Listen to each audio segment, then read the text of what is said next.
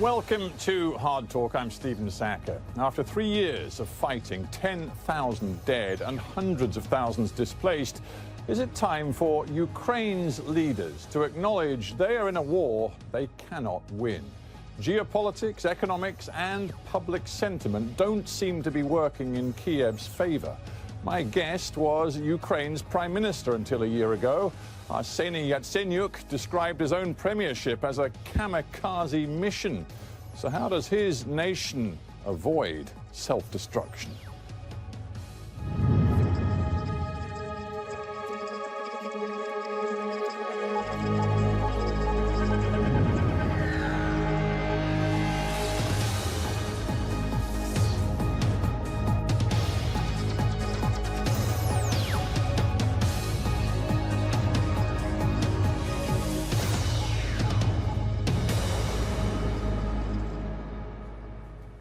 Arseniy Yatsenyuk, welcome to Hard Talk. Thanks for having me, Stephen. Seems Ukraine's crisis has lurched into a new level of emergency in recent days with a blockade which has been imposed by people who are actually nominally supportive of Ukraine's government, a blockade which is restricting all trade between the eastern breakaway regions and the rest of the country. Why is this happening? The reason is very clear.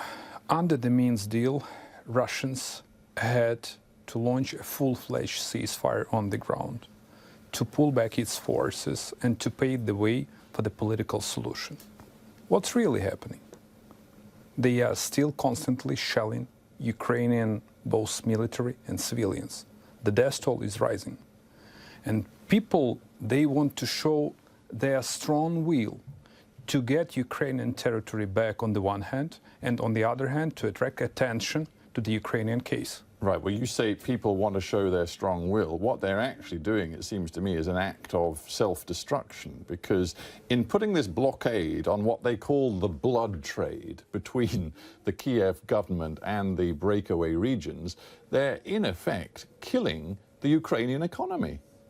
So let me split people from the politicians. Some politicians try to misuse this situation for their own political gains. That's true. Well, Yulia Tymoshenko, for example, one of the most prominent politicians in your country, a woman that you've had dealings with for many, many years, she supports those activists engaged in the blockade. And as I say, this blockade, if it continues, according to your own Prime Minister, is going to create an emergency in your country, which he says in the very near term will cost 300,000 jobs in your factories, your manufacturing plants, because you won't have coal for your power stations, you won't have steel for your factories. So the government passed the resolution a day before yesterday, which is to impose the restrictions on trade with so-called self-proclaimed republics, except humanitarian aid, medicine, and so-called critical import, the stuff that goes to Ukraine and outside Ukraine in order to extract the coal and in order to supply iron ore to the Ukrainian companies. When I was in the government, this was practically the similar decision. So we never paid any penny to so-called self-proclaimed republics. All legal entities were registered in Ukraine, they paid taxes in Ukraine, and we paid wages and salaries in Ukraine. So once again, going back to the issue you just raised, some politicians want to misuse this and to play on the blood. Yeah, what we have, and you're accepting it in your answer really, are massive cracks emerging within that part of Ukraine which is loyal to the Kiev government. You know, we've got Tymoshenko, we've got people like Mikhail Saakashvili and many other prominent figures who are saying that President Poroshenko has got this wrong and the blockade is the only and the right thing to do. So the uneasy coalition of political forces that's backing the Kiev government is breaking down. Let me be very blunt. You labeled them as prominent politicians. I will say that we have a lot of lunatics in our politics too. And they don't care about the country. They don't care about the future. They don't care about the people. They care about their polls. You're calling Yulia Tymoshenko right now, her political party is around 20% in the polls, whereas your political party is at 2% in the polls. You're calling her a lunatic, are you? I am calling those who are against my country lunatics, and not only lunatics, even worse. I won't use these kind of words. Going back to the polls, Well, it's not 20%, it's definitely less, but look at the populist movements in the European Union. All populists try to gain the ground because they talk to the people what people want to listen to. They will never deliver their promises. You worried that populism and nationalism are taking Ukrainian politics in a very dangerous direction? Well, I am concerned that populists and demagogues, they take over the political stage in the entire world, including Ukraine. They want to take the stage. That raises a more global issue because Donald Trump is in power in Washington. You've just talked about populism. Would you acknowledge that Donald Trump's presidency represents a new and profound problem for you and the people in the governing elite in Kiev today? You know what is the difference, for example, between my country and the United States? The US still have very strong democratic institutions. We need some time to build up a very strong and durable democratic institutions too. Whether I am concerned about the new US administration, after the Munich conference, which you and I participated in, Vice President Pence, Rex Tillerson, General Mattis, they were very vocal and they were very strong in their support of Ukraine. So the way I see it, they follow the policy of the previous administration. The only question we have, whether they speak for themselves or they speak for President Trump. I do believe... That's a very, very big question. And what we know from President Trump, despite his latest State of the Union speech and when he committed fully to NATO... Well, it was perfect. It was perfect. Well, fine. One set of words from the President of the United States. Different sets of words in the last year have included professed admiration for Vladimir Putin, have included his willingness to consider a deal over sanctions with Vladimir Putin, have also considered his feeling that the people of Crimea appear to want to be with Russia, not with Ukraine. That is the President of the United States that you're going to have to deal with.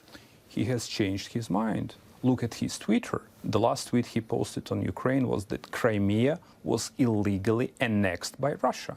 So he recognized that Crimea was illegally annexed by the Russian Federation. And this is the good move. The truth is, you have no idea what's in Mr. Trump's mind. Do you have any kind of idea? No, I do not. But for you, that uncertainty is deeply dangerous. Okay, I'm going to tell you something. But I know who can have the idea or who can get the ear of the new US president. This is your prime minister. She delivered a perfect speech in Philadelphia at GOP retreat. She did really great at their joint press conference with the United States president. And after this, the US president confirmed his commitment to NATO and to the free world. The thing is, you have to believe the glass is half full, even if it looks to most people like it's rapidly becoming more than half empty. You said recently, and this was a message that you delivered direct to the United States, Europe and Western powers, you aren't allowed to lift sanctions, you said, against Russia until Russia fully implements the Minsk II, that is the peace agreement for the future of Ukraine, and until Ukraine has taken over control of Luhansk, Donetsk and Crimea. Full stop, period. Well, you may say to the West, you're not allowed to lift sanctions, but frankly, it's not in your gift, is it? Look what's happening. A few months ago, I was really concerned that Russia could win this fight in terms of lifting sanctions. But as for today, what we see, no one is considering an option to lift the sanctions. Sanctions will be in place. And this is a big win. Well, the thing is, you in Ukraine appear to indulge in wishful thinking time and again. In the last few days, we've had President Poroshenko saying in public, it's time for our people to consider NATO membership. He says he wants to put it to a popular referendum. I don't know if you've been talking to members of NATO recently, but I certainly have. I spoke to the Secretary General of NATO very recently. The possibility, the prospect of Ukraine being invited into membership right now is simply fantasy. And surely you know it. Let me go back to the history. Do you remember Bucharest meeting of NATO, Bucharest summit in 2008? Ukraine was promised to sign a membership action plan. So in the end, a number of NATO member countries refused to support this idea. What happened afterwards? Russia invaded Georgia. Then Russia illegally annexed Crimea and sent in troops to Donetsk and Lugansk. We paid a huge political price for this kind of decision. Going back to our perspectives for NATO membership perspectives, we are very pragmatic and realistic. And I do understand that we cannot get it in a short term, but in the long term, in case if we modernize our military, if we pass reforms that are needed for the Ukrainian military, and we are on track with this, with the support of Brits, Canadians, and Americans, if we approximate Ukrainian military up to NATO standards, it's in your interests to have Ukraine as a NATO member. We are defending your borders and Well, your I security. come back to the phrase wishful thinking. Vladimir Putin, in effect, has a veto on Ukraine's membership of NATO. Who is does Vladimir he Putin not? in terms of NATO and Ukrainian sovereignty? So you believe that Putin is stronger than the leaders of the free world? In this case, I believe in realism you- and pragmatism. Well, you know, that's- you say in Ukraine, you say that You're Putin gonna has lose in this thousands of case. Russian troops on Ukrainian soil. That's Right. what you say. You say that Russia is pulling the strings behind the so-called secessionist self-governing regions in the east of your country. That's what you say. And do you then really think that NATO is going to embrace into membership a country which is riven by that dispute and where Moscow, according to you, has troops on its soil? I say that Ukrainian military is the only military that deterred Russian troops, and this is the fact. I say that Ukrainian military is quite strong, and I say that Ukrainian people managed to survive, and we still have the country, and we still have the nation, and I don't care what President Putin wants.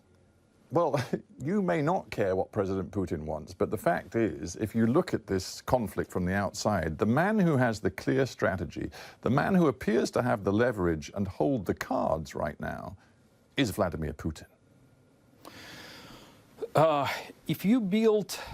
If you say like this, I would say I am very not just concerned. It sounds desperate.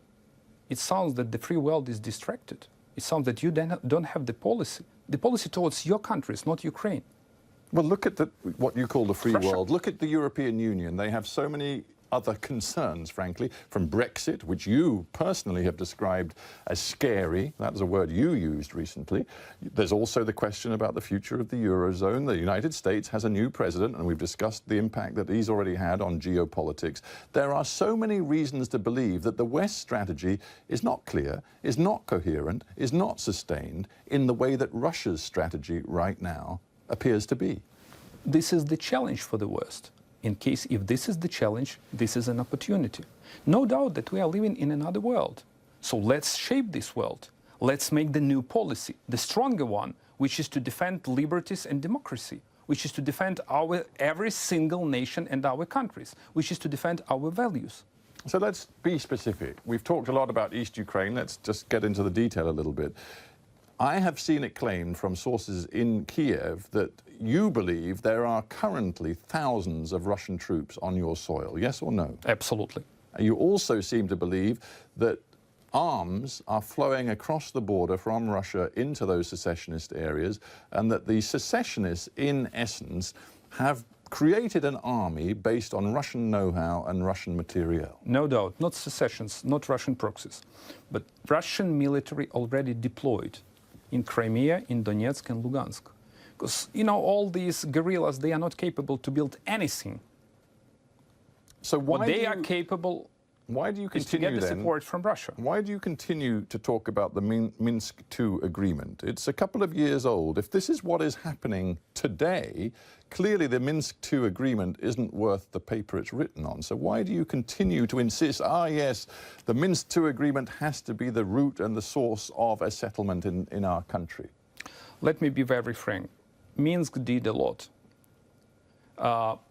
Practically, initially, the Minsk deal was the ceasefire deal. And I pay tribute to the Chancellor and to the French President in brokering the deal. So we acted in a good faith, we as the state of Ukraine. We were whiter than white in implementing the Minsk deal. We passed very difficult decisions in the in the House the first reading of the Ukrainian Constitution, an amnesty bill, a bill on special status, and the rest of the stuff. So we wanted to show to the entire world that we are ready for the political solution. Well, with respect, that's not strictly true, is it? Point 11, as I understand it, of the Minsk II deal states that Ukraine must change its constitution to assign the separatist territories a special status.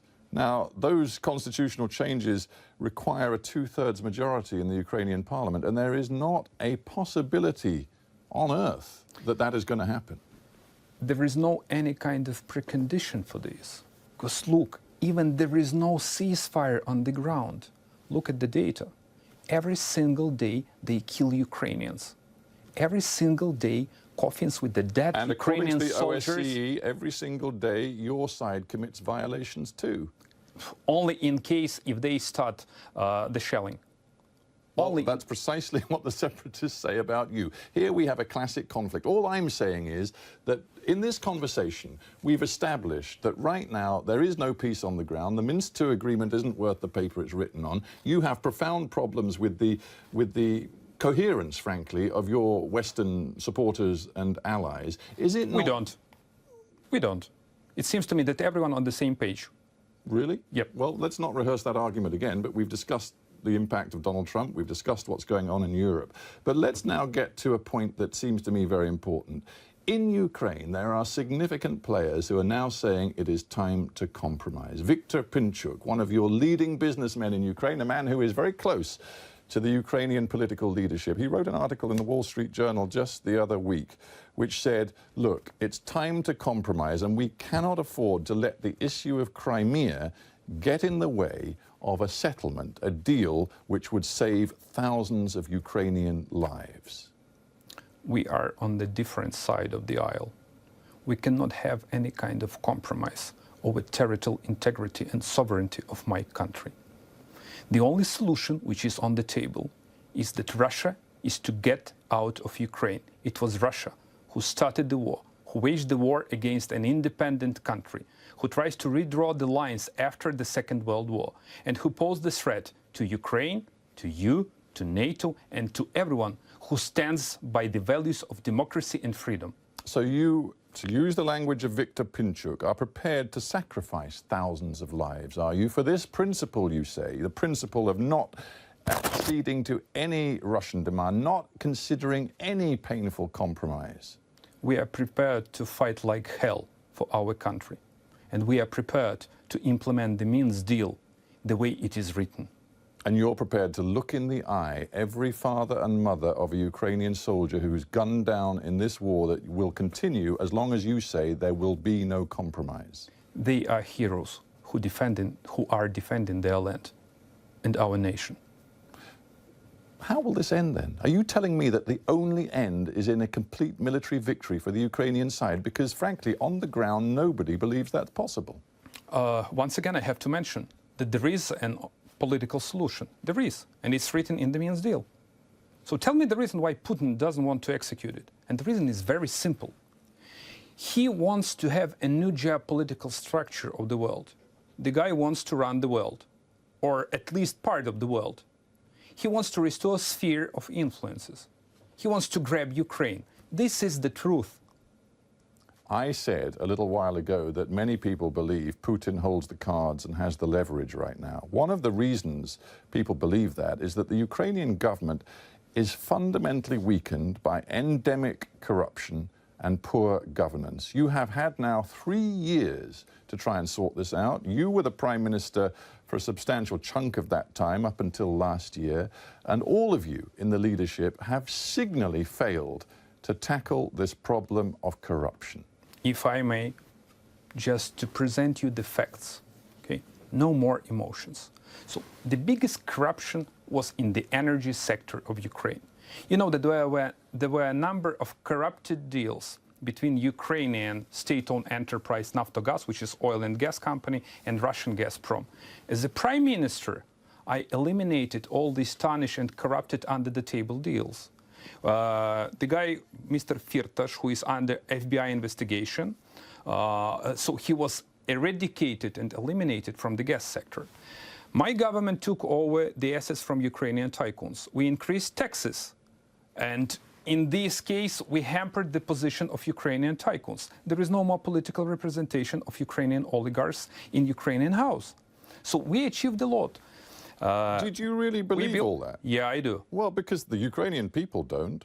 Number one, they got rid of you, and at the time of your resignation, after the president said he had no confidence in your government anymore, pretty much a year ago, the Ukrainian people had you at 2% approval rating, and many Ukrainians looked at the company you personally kept and saw you as part of the problem, certainly not part of the solution. There is another part of this. No, there is another truth, I would say, or truth as it is.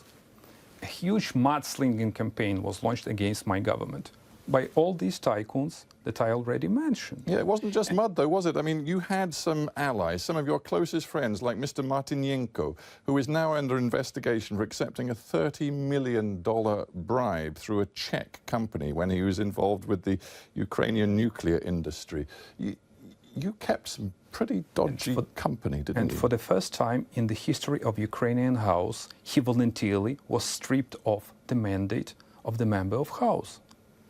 And there is ongoing investigation and no indictment in 15 months. We don't know whether he's guilty or not. He denies the charges. But what I put to you is that on a whole host of different examples, you and people around you appeared to be far too close to the oligarchs, as you call them, that still are the most prominent players in Ukraine's business political elite. For example, Mr. Lutsenko, the head of the president's faction in the parliament, said this in April 2016 as you left. He said the problem with Mr. Yatsenyuk was he couldn't abandon the former practice of consulting the oligarchs before making his decisions.